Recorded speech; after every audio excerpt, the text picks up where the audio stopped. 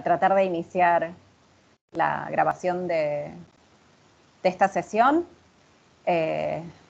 Muy bien, ya se está grabando, así que bienvenidos y bienvenidas a este primer encuentro con Humanistas Digitales, que es parte de la diplomatura.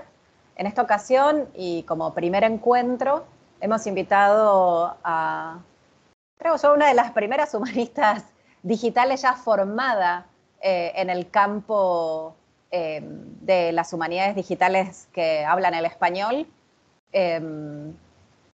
Susana Ayés Torrent es, además de una colega hace muchos años, una gran amiga, una conocida por muchos, también ha dado una de las plenarias en el Congreso de la Asociación Argentina de Humanidades Digitales en 2018. Y la invitamos porque Susana además sabe muchísimo de lo que es la teoría de las humanidades digitales y la práctica de las humanidades digitales, y es una gran autodidacta. Creo que junta lo mejor de dos mundos. Entonces era un gran ejemplo para que nos contara cómo empezó a trabajar en humanidades digitales, cuándo, por qué y en qué está trabajando en este momento. Como ustedes saben, estos encuentros son informales. Los presentadores no traen, digamos, materiales para compartir, sino que la idea es que nos compartan en el momento los materiales, algo que, como ven, se está dificultando, pero lo vamos a lograr. Vamos dejando los links en el chat. Luego yo voy a recoger todos estos links y los voy a subir al foro también para que ustedes vuelvan sobre ellos. Y si vemos que se puede, compartimos la pantalla, pero si no, los y las invitamos a que vayan haciendo este proceso en sus distintos browsers. Así que gracias, Susana, gracias por estar aquí y tenés la palabra para estos próximos 20 minutos para charlar con nosotros. Estupendo, muchísimas gracias, Jimena, por invitarme. Me sabe muy mal que no os puedo compartir mi pantalla, pero bueno, os voy a ir pasando los enlaces y algunas cosas que tengo en local, porque os iré explicando algunas cosas que no están en línea, que simplemente hice, pero nunca vieron la luz. Y bueno, muy contenta de compartir mi experiencia. Yo os hablo ahora mismo desde Miami, desde Estados Unidos. Trabajo en el departamento de lenguas modernas aquí en la Universidad de Miami. Os voy a ir dejando enlaces. Y estoy en la sección sobre todo de español, pero también hago algún curso de italiano. Y bueno, después os voy a explicar algunas iniciativas también que tenemos aquí en la Universidad de Miami. Entonces, os he dejado también el enlace de mi página web porque muchas de las cosas de las que voy a hablar están ahí, ¿vale? Muchas cosas de formación o de proyectos y sobre todo de proyectos también pedagógicos. Como profesora me gusta mucho hacer humanidades digitales con mis alumnos y sobre todo me gusta mucho crear proyectos con los estudiantes, tanto los de grado como los de doctorado. Y la idea es enseñaros algunas de las cosas también que he estado haciendo. Bueno, entonces primero voy a empezar con mi formación, un poco de dónde vengo. Voy a después pasar la experiencia profesional, un poco por dónde he trabajado y qué he hecho. Y después os voy a presentar los proyectos con los que estoy trabajando actualmente, ¿vale? Entonces, en lo que concierne a mi formación, yo diría que tuve una formación bastante clásica, porque, bueno, soy española, como habréis podido comprobar por mi acento, soy catalana, y yo estudié filología clásica, latín y griego, y después estudié filología italiana. Y después de ahí empecé el doctorado, un doctorado muy tradicional, en filología románica, en la que me especialicé en estudios medievales y el objetivo que tenía mi tesis de doctorado era hacer una edición una edición crítica en papel, ¿no? Y un poco de ahí y de ese trabajo que empecé a hacer, surgió también el interés por las nuevas tecnologías, ¿no? Y por las tecnologías digitales y en cómo yo podía, digamos, transformar ese trabajo que estaba haciendo, muy clásico, y cómo lo podía transformar en un producto diferente, ¿no? En un producto digital. Entonces, ya en mis años de doctorado empecé a colaborar con un proyecto que se llamaba Proyecto Boscan. Eso era, os estoy hablando del 2009 o así. Pero ese proyecto, especialmente en España, fue uno de los proyectos más pioneros, porque se concibió como una gran base de datos. Las bases de datos son ese tipo de productos muy típicos, sobre todo europeos, ¿no? Al principio de las humanidades digitales. Y básicamente era una base de datos que recogía todos los traductores que habían traducido obras del italiano al español o al catalán. Y entonces ahí fue cuando un poco empecé. Lo que pasa es que, bueno, mi participación fue bastante, consistió básicamente en entrar datos en una base de datos. Eso no me entusiasmó, la verdad, pero bueno, fue como un primer acceso, ¿no? Después también participé en una edición del Orlando Furioso. Esta no lo había preparado. Y era una edición digital para la que empecé a trabajar con aspectos de codificación. Poco, pero ahí empecé. Y después de eso, cuando ya había empezado el doctorado, hice una estancia en París, en la escuela, en la École des Chartes. Y entonces ahí me di cuenta, yo venía de Barcelona del doctorado, pero ahí me di cuenta y descubrí que en esta escuela, os mando también el enlace, se hacía un máster de tecnologías digitales aplicadas a la historia. Y entonces ahí un día llegué a la escuela y estaban los estudiantes presentando los trabajos finales. Y ahí yo me quedé sorprendida. Digo, ¡oh! Un archivo digital, una biblioteca digital donde aparecen los manuscritos antiguos, una edición donde está el texto y donde está la imagen, y una base de datos. Entonces ahí dije, ¿y eso lo hacen ellos? Y entonces ahí dije, uff, yo esto lo quiero hacer. Y bueno, solicité hasta que un año después me aceptaron, y ahí es donde yo hice mi formación. Es decir, que de formación, yo lo empecé en el 2010. Paralelamente cuando estaba haciendo el doctorado en Barcelona. Y ahí fue donde me formé básicamente en humanidades digitales. Y fue una formación súper informática.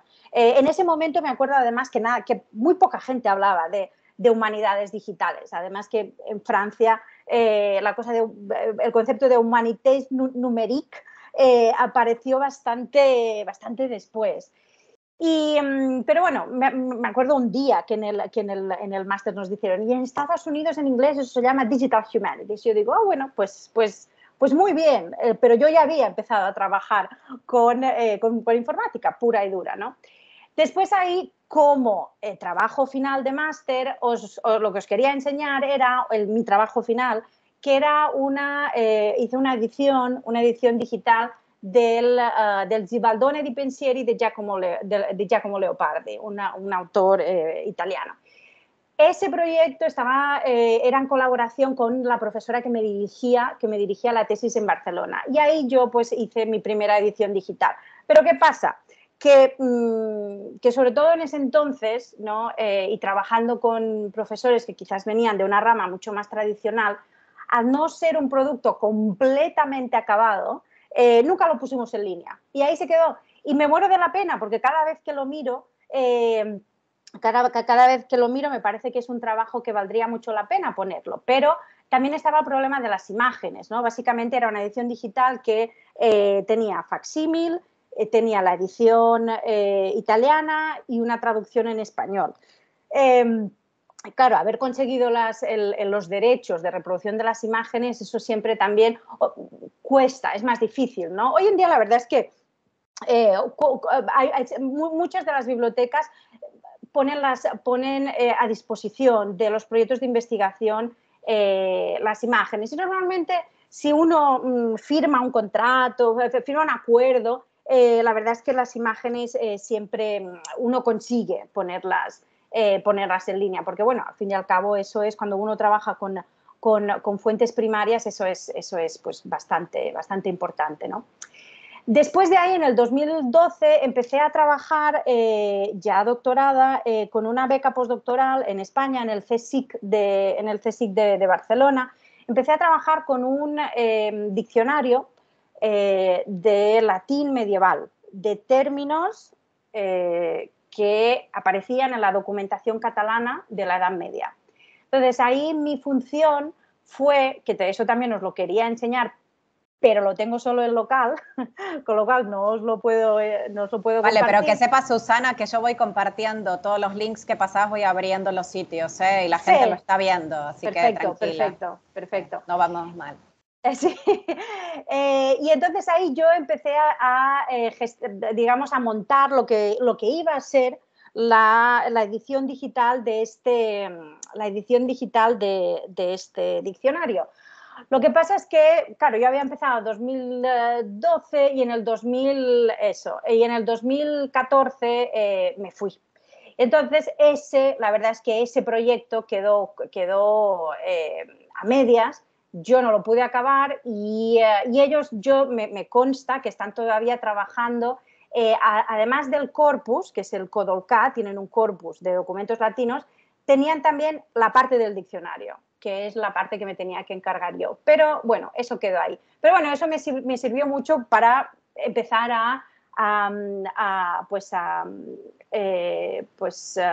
para iniciar un proyecto, ¿no? Es decir, porque claro, no es lo mismo sumarte a un proyecto que ya existe a hacerlo, a concebir un proyecto digital desde cero, ¿no? Y pensar cómo va a ser todo el flujo de trabajo y quién lo va a hacer, ¿no?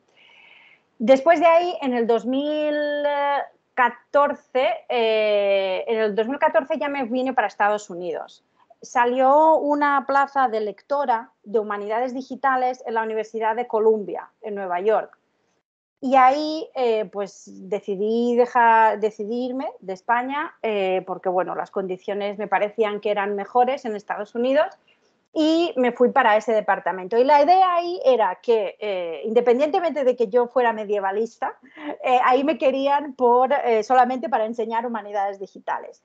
Y entonces la cosa fue, pues, me centré en crear cursos nuevos de humanidades digitales, sobre todo con los estudiantes. Ahí un poco dejé apartada un poco mi investigación y me dediqué bueno, claro, cuando empiezas un curso nuevo pues hay mucho trabajo que hacer, ¿no? Y ahora os voy a pasar algunos de los enlaces de los trabajos que hice con algunos de mis estudiantes. El primer enlace, por ejemplo, con algunos de los estudiantes subgraduados fue, ellos hacían trabajos de investigación y yo les coordinaba toda la parte digital, ¿no? Por ejemplo, en mi página web también tenéis ejemplos de estudiantes que hicieron trabajos con Scalar. Después también hubo otros proyectos un poco más, bueno, que a mí me gustaban más, sobre todo el proyecto de una chica que era una chica subgraduada también, que tenía sus padres habían cruzado la frontera con México y entonces tenían básicamente cartas de amor de su padre y su madre cuando todavía su mamá estaba en México y su papá estaba en Estados Unidos. Y ella pues decidió hacer, te he mandado el otro enlace, Jimena, el de Kimberly Flores. Y por ejemplo Perdón, pero es que era de rock argentino y me estaban pasando a Patricio Rey, a Charly García, y disculpas a los asistentes, pero es que no, me dejaron el corpus a mano y ya quería leer más. Sí, bueno, pues... Ahora pues comparto lo otro. Disculpas, pero es que era algo ya personal. Sí, sí, no, no pasa nada. Y entonces esta chica decidió hacer este trabajito. Si entras, vas a ver cómo pues ella tenía básicamente todas las cartas y en cada una de estas cartas, donde pone más información, ahí ella hizo su edición. Y la verdad es que este tipo de proyectos eran proyectos interesantes, ¿no? Porque ellos tenían un poco carta blanca de lo que querían hacer, ¿no?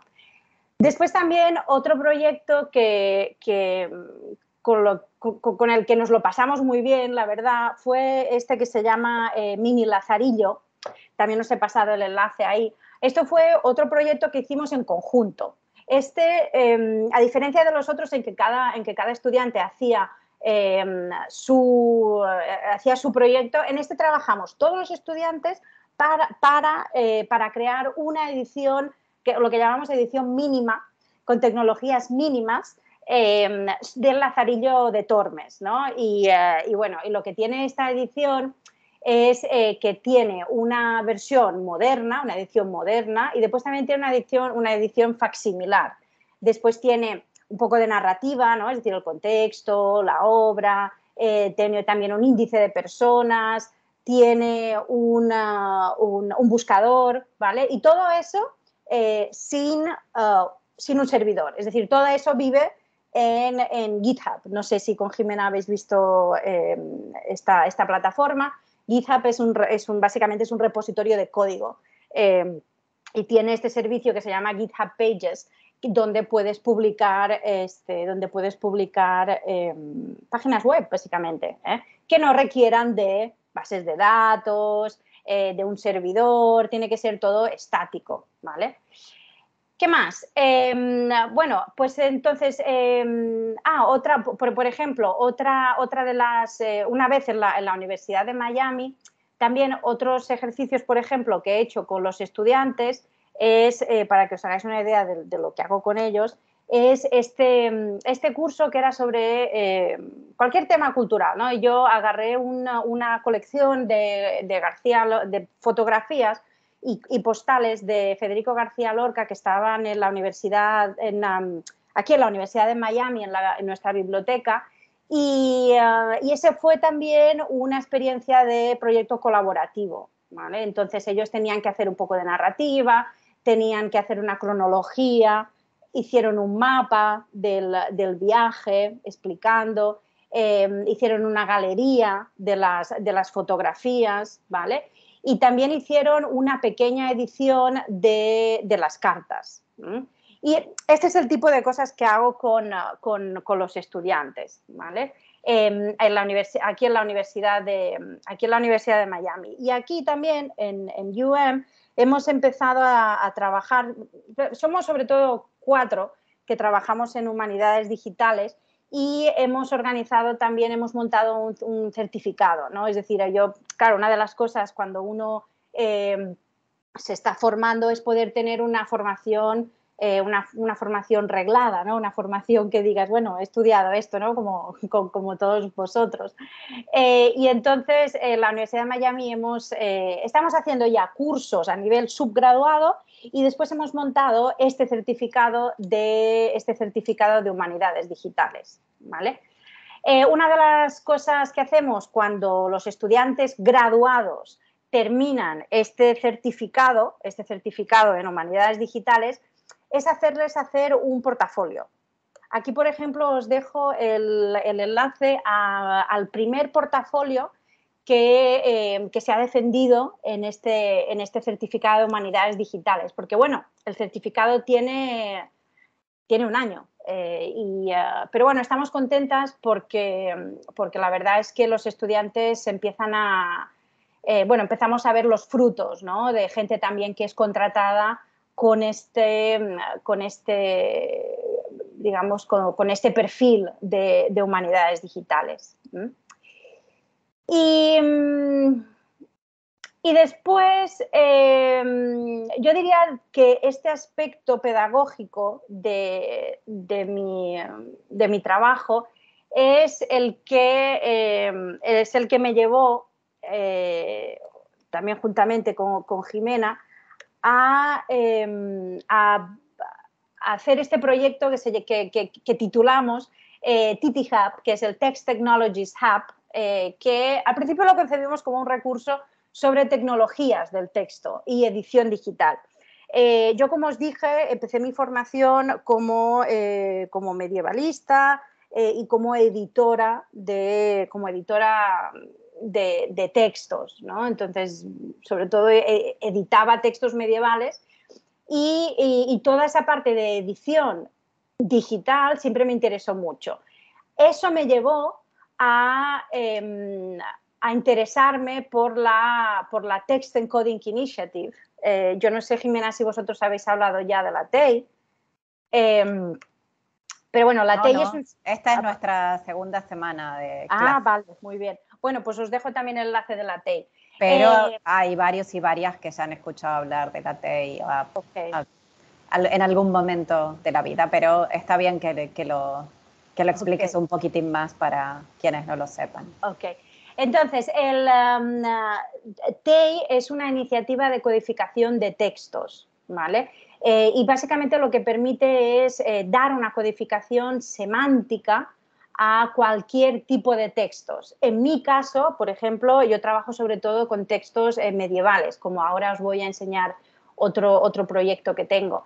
Bueno, mi práctica con este tipo de ediciones digitales y con este tipo de codificación que se hace a través de XML, que es un lenguaje informático, nos hizo a Jimena y a mí llevar a abrir este proyecto donde hemos ido añadiendo muchos materiales, ¿no? Y sobre todo una sección que es de tutoriales, ¿vale? Y tutoriales, y sobre todo hay uno de la Text Encoding Initiative, de esta iniciativa de textos, que ahora estamos modificando, ¿no? Ahora queremos hacer la versión 2, con la ayuda de Gabriel y Jimena, aquí trabajando a 6 manos, ¿no? Queremos hacer una versión una versión mejorada, una versión más corta y una versión más interactiva, que haya también ejercicios. Si os sigue interesando el tema de las humanidades digitales, creo que TEI es uno de los lenguajes que vais a ir encontrando muy, muy a menudo, porque no hay texto es decir, no existe ningún texto que no esté marcado de alguna manera. No siempre es TEI, pero la verdad es que cuando se trata de una edición un poco más académica, normalmente todo el mundo utiliza TEI, ¿vale? En el módulo 2 del curso, con Gabriel, van a ver un primer acercamiento a codificación con la Text Encoding Initiative. Estupendo. Y entonces lo que tenemos también en este proyecto, aquí en el TT Hub, es, por ejemplo, ejemplos de codificación, tenemos bibliografía, ¿vale? Es decir, todo tipo de recursos para aquellas personas que quieran introducirse al marcado de textos y a la edición digital académica desde un punto de vista un poco más autónomo. También tendremos ya algunos ejercicios, ¿vale? Y entonces la verdad es que esta herramienta ha tenido bastante éxito. Bueno, nos han dado, nos dieron un premio en la Asociación de Humanidades Digitales Hispánicas, también el consorcio TEI y ahora este proyecto que tenemos de la Mellon, de la Fundación Mellon en Estados Unidos, también está financiando todo este trabajo que estamos llevando a cabo. Y digamos que esto es el aspecto más didáctico y metodológico, ¿no? de mi trabajo. Y después está ahora os presento en este otro enlace que pone arbio.miami.edu. Este representa el proyecto que es propiamente de mi investigación. Yo desde los años de mi doctorado estoy trabajando en textos biográficos del siglo XV-XVI peninsulares, ¿no? Y son textos que pueden ser biografías, pueden ser autobiografías, pueden ser colecciones de biografías. Y entonces este es, digamos, mi proyecto, el proyecto personal, el proyecto que voy trabajando pues un poco a mis ratos libres y cuando me dan alguna financiación también aquí en la Universidad de Miami, ¿no? Aquí, Jimena, me gustaría que fueras a Works, trabajos. Básicamente este proyecto está dividido entre los autores, los trabajos, es decir, las obras, y los biografiados. Y todo eso detrás hay una base de datos considerable, ¿no? Entonces, después podrías ir, Jimena, si puedes ir ve para atrás, a generaciones y semblanzas, por ejemplo, ¿vale? Es decir, esto al ser un proyecto personal, pues es un proyecto que es un work in progress, ¿vale? Es un trabajo que estoy todavía elaborando. Si te paras un segundo, lo que veis aquí es una ficha de esta obra que se llama Generaciones y Semblanzas. Entonces, aquí tenéis una sección de autoridades, eso es web semántica, son enlaces hacia identificadores de web semántica, como la Wikipedia, por ejemplo. Después hay una conexión con un recurso que utilizamos mucho los medievalistas, que es el Philobiblion, que es una base de datos que recoge todos los manuscritos. Y después, bueno, entre otras cuestiones que habrá, bibliografía y tal, lo que tenéis a la derecha, esta línea de personajes, son los biografiados que hay dentro de esa obra de Generaciones y Semblanzas. Entonces, si tú vas a leer texto, arriba, Jimena, a read the text, aquí. Entonces, esto va a ser un archivo digital que va a tener también una parte de edición, ¿vale? Ahora, de momento, la edición es está, digamos, en ciernes, es decir, está en ciernes. Abajo de este texto tenéis lo que son los metadatos y la fuente de donde se saca el texto, ¿vale? Y después lo que os quería enseñar, para que os hagáis una idea de lo que es XML-TEI, es que así como veis vosotros aquí la presentación de este texto, ¿no?, del prólogo, esta leyenda que pone people, places, role, family name, eso es parte del marcado que se hace y que hay detrás. De hecho, si vais a la pestaña XML-TEI, la que está un poquitín más arriba, Jimena, ahí veis lo que es ¿veis esa pestaña? Ahí veis lo que hay detrás de este texto, ¿vale? Y entonces ahí veis lo que es este marcado TEI, ¿vale? Como veis, es un trabajo muy de artesano, porque claro, las cosas, cuando uno hace edición digital, muchas veces lo hace el mismo investigador.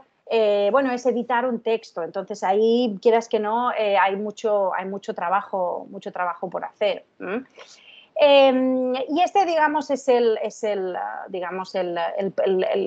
proyecto así que voy trabajando. ¿No es descargable esta ficha, Susana? La que quería mostrarle. Lo será, sí. Vale. Okay. Sí, pero todavía no. Bueno, a ver, te puedo dar el enlace donde sí están todos los documentos. No, yo solo como estoy acá cacharreando, para cacharrear bien.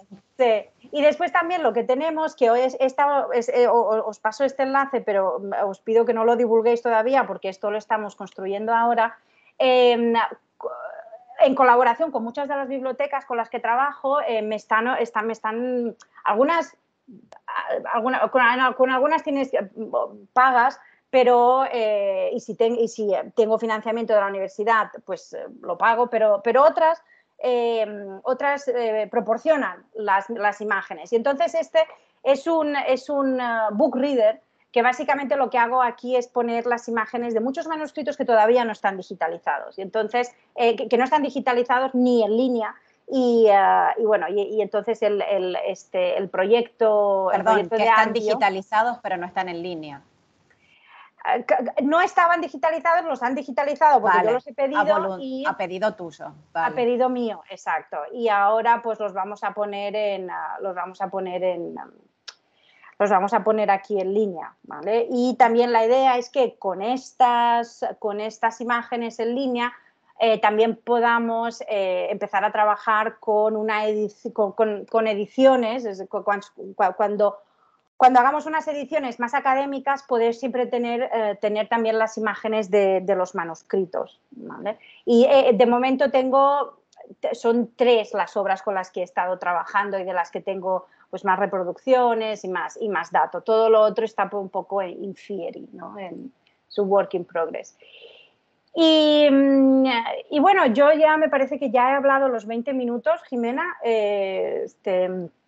No sé si queríais quizás que os comentara, que presentara rápidamente el proyecto de las narrativas digitales del COVID, pero bueno, quizás os he dado bastante material y bastantes enlaces y quizás tenéis más preguntas. No sé, Jimena, ¿cómo ves? Sí, vamos a abrir unos momentitos ahora para hacer alguna pregunta. Ok.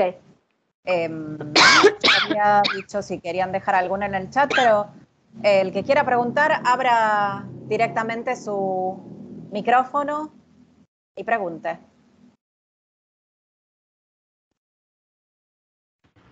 Quizás he ido muy rápido. Yo quería aprovechar un poco, para mí, un poco también como para que nos comentes en general, ¿cuál te parece que es, digamos, el principal impacto que tuvo todo el crecimiento de la edición digital en la práctica editorial de la edición crítica? Bueno, yo lo pienso de la misma manera que vos por ahí en textos medievales, ¿no? Pero bueno, como vos te parezca, o enfocado en eso o en general, ¿cuáles te parece que son como los ejes principales en los cuales todo este crecimiento de lo digital va a impactar en cómo se hacen ediciones? Sí, es decir, a ver, aquí hay algunas ideas que podríamos tratar. La primera es que la academia tradicional sigue privilegiando los resultados en papel en muchas ocasiones. De hecho, por ejemplo, una discusión que tenemos que se ha tenido en el departamento es si se considera un proyecto digital equivalente a una monografía, porque, por ejemplo, aquí en Estados Unidos, si uno no tiene una monografía, entonces no puedes conseguir el tenure, no puedes certificarte, ¿no? O como que subir de nivel, ¿no? Promocionar, ¿no? Promocionarse. Entonces, aquí el tema está, es una cuestión de qué tiene más privilegio, ¿no? O qué tiene más buena consideración en el mundo académico. Por el momento siguen haciéndose las ediciones en papel y hay muchos proyectos que quieren hacer ediciones digitales, pero continúan también haciendo ediciones en papel. Y el problema es que encontrar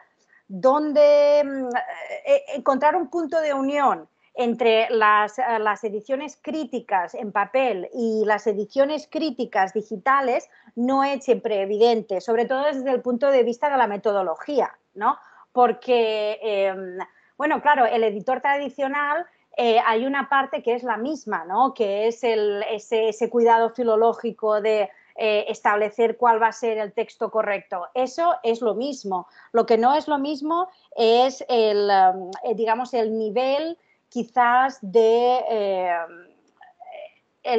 nivel que tiene el editor digital y el editor tradicional en el proceso de preparación de ese texto, ¿no? Porque, claro, un editor tradicional preparaba un documento en Word y lo mandaba a la editorial para que lo maquetaban. Y eso era un horror. Claro, y ahora toda la diferencia está en que esa edición tiene que estar preparada por el mismo investigador. Y ahí hay un trabajo que desafortunadamente no está suficientemente valorado en la academia. Yo creo que en un futuro va muy próximo, va a tener el mismo peso una edición digital bien hecha, acabada, que se ponga en línea, y una edición en papel. De hecho, estaba también el concepto de, bueno, o la idea de una edición crítica, ¿está hecha para leerse o para consultarse? Y esa es la misma pregunta que puede aplicarse a una edición digital. Una edición digital, al final, ¿la acabamos solo consultando o la acabamos leyendo? Y no está claro en ninguno de los dos casos, porque yo que sé, muchas veces textos de esos, textos, por ejemplo, de la literatura clásica, donde estaba el texto griego con un aparato crítico, ¿eso quién se lo lee? Eso sigue siendo muy críptico. Pero bueno, yo creo que poco a poco en todas las universidades y en todas las universidades que hacen edición o hacen filología o alguna ciencia, digamos, satelital, pues la verdad es que hoy en día todo el mundo tiene la asignatura de edición de textos. Y yo creo que hoy en día no hay ningún editor, no habrá en breve ningún editor que no tenga en cuenta que un texto va a acabar también en un formato digital, ¿no? Y en toda esta evolución, pues la Text Encoding Initiative y otras prácticas de infraestructura digital están, pues, al menos eso que tenemos conseguido, que son que algunas prácticas ya son estándares y que son reconocidas por la sociedad, por la comunidad de humanidades digitales, al menos esa, ¿no? Antes de dejar a Julieta, gracias Susana. Julieta quiere hacer una pregunta y tiene levantada la mano, pero yo quisiera como completar algo más de lo que vos estás diciendo, porque una cuestión importante, sobre todo lo que mostró Susana y ustedes habrán visto, es que en muchos de nuestros países en América Latina, la filología, la edición de textos, no son ni disciplinas ni prácticas, digamos, centrales, sino que, digamos, nuestras academias se basaron un poco más en la recepción ya de la literatura por parte de las academias francesas, ¿no? Donde hay otro tipo de abordaje menos relacionado con lo filológico, la materialidad del texto, la codicología. Pero lo interesante, cruce aquí, para los que vienen del campo de la historia también, es pensar, no solamente nosotras somos, claro, del campo más de la literatura, sino cómo impactan este tipo de prácticas que Susana mostraba, a lo mejor para textos medievales o humanistas, en el campo, por ejemplo, de las ciencias de la documentación, la historia. Hay, digamos, otras formas más como hasta transdisciplinarias, ¿no? De ver cómo construir este tipo de objetos digitales que, como estaba mostrando Susana, no solamente hacen a lo textual, sino que implican también un montón de otras cuestiones relacionadas con imagen, con metadatos, con trabajo con bibliotecas, ¿no? Donde también hay una interpelación fuerte al trabajo de los bibliotecarios, algo que en Estados Unidos Susana puede decir que es más habitual y a lo mejor nos puede contar un poco más de eso, pero no tanto, digamos, en nuestros países. Pero antes de que Susana siga con eso, como Julieta tiene levantada la mano, Julieta, abrí el micrófono y pregunta cuando quieras. Y el resto, si quiere levantar la manito como hizo Julieta, genial, y si no, abre el micrófono, no hay problema. Sí, no sé cómo se saca la manito, no es que la tenía Y ahora lo levantada. probamos. Yo voy probando mientras vos hablas, a ver cómo la bajamos. Mi pregunta, Susana, está orientada porque donde yo trabajo con indicadores y esos indicadores se utilizan para evaluar. Entonces, cuando vos estabas mencionando que se tomaba más en cuenta lo que eran las monografías en papel respecto de las cuestiones más digitales, yo te quería preguntar en realidad de qué forma se evalúan esas cosas, si tienen indicadores específicos o si, digamos, lo hacen, como diría mi profesora de evaluación, al ojo del buen cubero, porque me llama la atención porque al menos en el sistema científico todo es digital. Las revistas ya están completamente digitalizados. Los papers se publican digitalmente y los accesos son digitales. Entonces, me llamaba la atención eso que comentaste, de que hay una tendencia a considerar mejor lo que está en papel y cómo es evaluado esto, cuáles son las características de esa evaluación. Sí, mira, de hecho, sobre este tema hay bastante literatura, ¿eh? Se han publicado diferentes guías de evaluación de proyectos digitales. Me acuerdo que creo que fue la Red de Humanidades Digitales en México, que tiene tiene como una lista y una serie de preguntas para evaluar esos proyectos digitales. Y después también en Estados Unidos se han publicado diferentes guías, ¿no? Es decir, para los departamentos de historia, para los departamentos de lengua. Y esta es una cuestión que, por ejemplo, en las guías directrices de los departamentos, justamente la semana pasada en mi departamento, que es un departamento de lenguas modernas, estuvimos modificando las guías por las que a uno lo promocionan, ¿no? Es decir, para pasar de assistant a associate a full professor, establecimos una serie de criterios en los que tenían en cuenta cuestiones como artículos colaborativos, ¿no? Que eso muchas veces en humanidades no está muy bien visto, ¿no? Entonces, ahí también, ahí también incluimos un apartado de proyectos digitales, ¿no? Y bueno, y ahí pues elencamos, ¿no? Listamos una serie de características, ¿no? que pueden tener este tipo de proyectos. Yo qué sé, la información de los créditos están claros. Está claro también, se especifica el tipo de infraestructura que se ha utilizado. Los objetivos de investigación son claros. Es un proyecto que tiene una larga duración, es un proyecto que ha sido financiado, es un proyecto que ha apostado por yo qué sé, tiene enlaces permanentes. Entonces hay como una lista de que uno cuando tiene un proyecto digital va y dice check, ¿no? Check. Pero existen guías de evaluación de proyectos digitales. El MLA, la Modern Language Association, tiene una guía de evaluación. Me parece que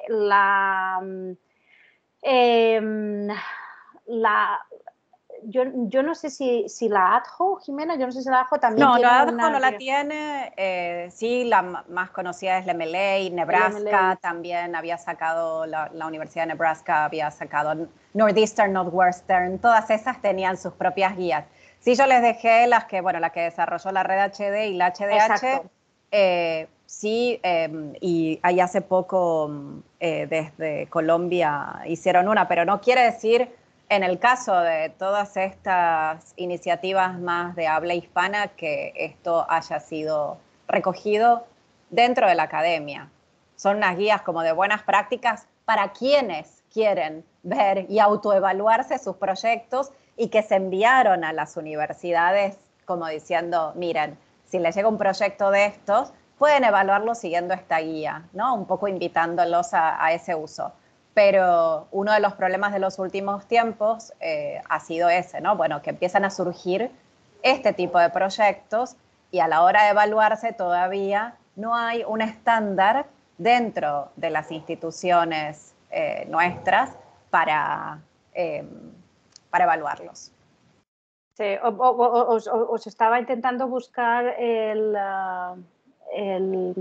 bueno, sí, pero si no, se lo voy a mandar a tenemos 5 minutitos Jimena más para la reunión, así que eso después lo podemos distribuir. ¿Tenemos alguna pregunta más?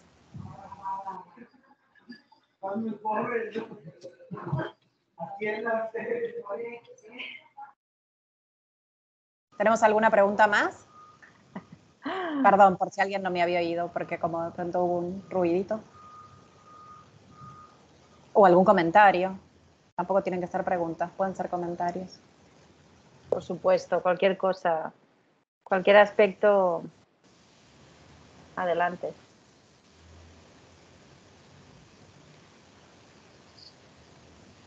Veo a María Elena que está escribiendo, así que vamos a darle un momento para que escriba. Yo Mientras tanto, Susana, sí, recordarles que vamos a compartir todos los enlaces de todas estas cositas que estuve mostrando y que ahora pronto, cuando terminemos la reunión, voy a subir la grabación, pero creo que algo muy, muy interesante para nosotros y nosotras en este curso es ver un poco cómo se fue formando Susana, ¿no? Qué formación y qué background traía ella, dónde estuvieron sus intereses.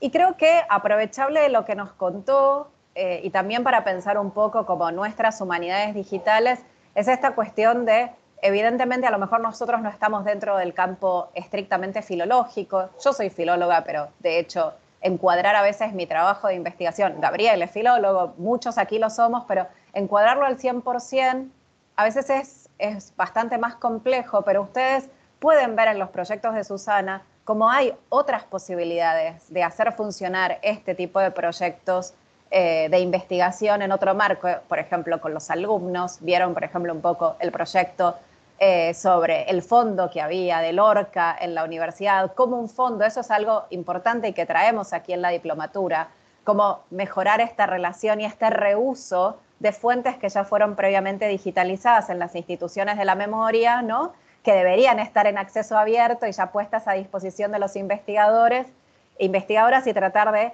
fomentar también este tipo de proyectos que van más allá, digamos, de la edición digital, que siempre implican edición digital, porque creo que hacer humanidades digitales es estar editando algo siempre, en mayor o menor medida, es editar y publicar en algún punto algo siempre, pero creo que algo interesante es aprovechar esto de la presentación de Susana. Y Lucas, dejo una pregunta acá que dice, ¿cuáles son los sistemas de marcación para editoriales académicas o científicas? Yo que trabajo en edición de revistas científicas también, en América Latina se usa mucho el HATS XML, que como TEI es un subset del XML, de la Extensible Markup Language, que lo vamos a ver un poco más en profundidad para las ciencias sociales y humanas en la diplomatura. No para las revistas se usa, aunque TEI tenía un módulo de revistas, hemos de decirlo, ¿no? Estaba preparado ese módulo. JATS o HATS XML, después les puedo pasar el link también para que lo miren, fue el que terminó como utilizándose para revistas. Para libros, no sé si te referís a eso, Lucas. Bueno, en los últimos años ustedes sabrán que el formato EPUB fue ganando un poco más de lugar. Sí, decirles que si ustedes tienen un texto marcado en TEI, con ese marcado tranquilamente pueden sacar una versión en EPUB bien bonita. De hecho, nosotros en el Laboratorio de Humanidades Digitales, no sé, Gabriel puede compartir el link de alguna de las ediciones, los formatos de descarga que sacamos a partir del marcado en TEI. Bueno, está el recurso, digamos, en TEI, en un formato plano, en TXT, pero también pueden descargarse las ediciones en formato EPUB, porque eso es lo que, digamos, permite tener un marcado interoperable, que es lo que hace la Text Encoding Initiative. Susana, ¿querés agregar alguna cosita más? Porque ya como nos queda un minutito para terminar la sesión, me parece que además está bueno siempre mantenernos en el formato de 1 hora, que es el que nunca sobrepasamos. No, no, en estos los formatos hay muchas editoriales que siguen trabajando con programas como InDesign de Adobe o utilizan LaTeX también, que es otro tipo de marcado.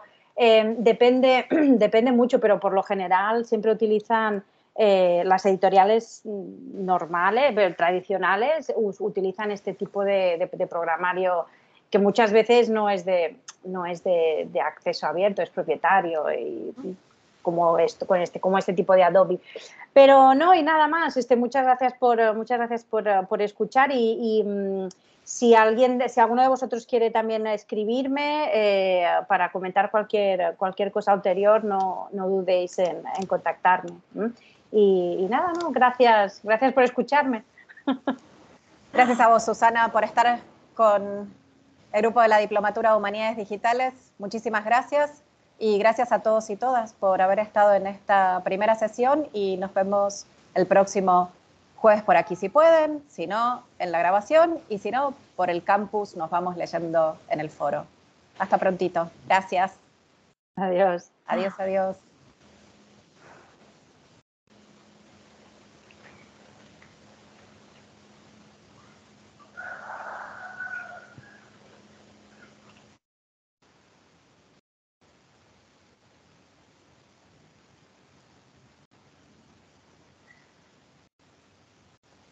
Bueno, voy a detener la grabación. Me desconecto.